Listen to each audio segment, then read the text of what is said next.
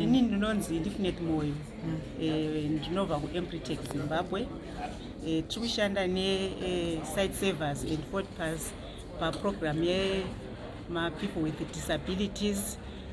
Isusu we come in to provide capacity building through entrepreneurship, business management training, and the participants have been trained in Bulawayo.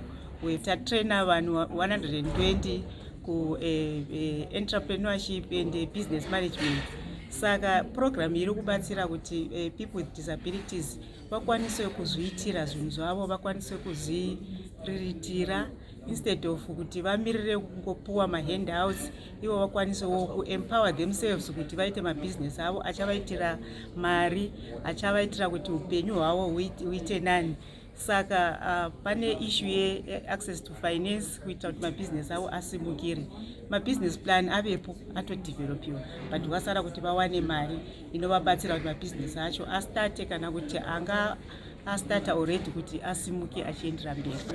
Saka tiri kutarisira kuti vachapuwa rubatsiro rwemari from financial institutions kuitira kuti mabusiness avo vakwanise kuendera mberi vachiwanawo mari, vachizichengeta, vachichengeta nemhuri dzavo. And paprogram iyoyo taona kuti pane support yakawanda iri kubva kumafamily, and we encourage kuti family support iendere mberi, nekuti munhu kana ane support yefamily anoendera mberi. Zvinomupawo kuti akwanise kushanda, family yake ichimupawo rubatsiro, confidence yemunhu wacho inobva yaendera. Ndinonzi Leonard Marangi, ndini National Director weFederation of Organizations of Disabled People in Zimbabwe.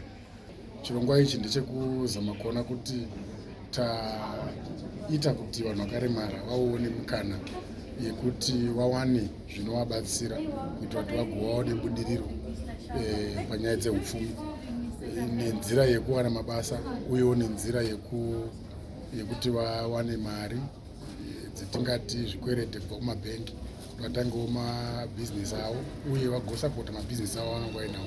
Tiri kuita izvi kuitira kuti vanhu vakaremara vawo vanhu vanonga varimo munyaya dzinonga dzichitaura dzebudiriro, nekuti tichidzoka kumashure uko vanhu vakaremara vanga vachingotariswa sevanhu vanongoda zvipo chete, vanhu vasingagoni kuzviitira, vasingagoni kushanda.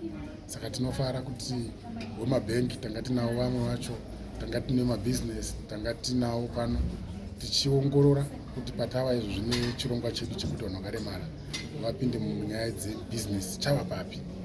Saka pfungwa dzabva kune vanhu tadzitambira, tadzitora, uye tiri kudziona kuti ipfungwa dzinoita kuti chirongwa chedu chifambe mune zvakanaka.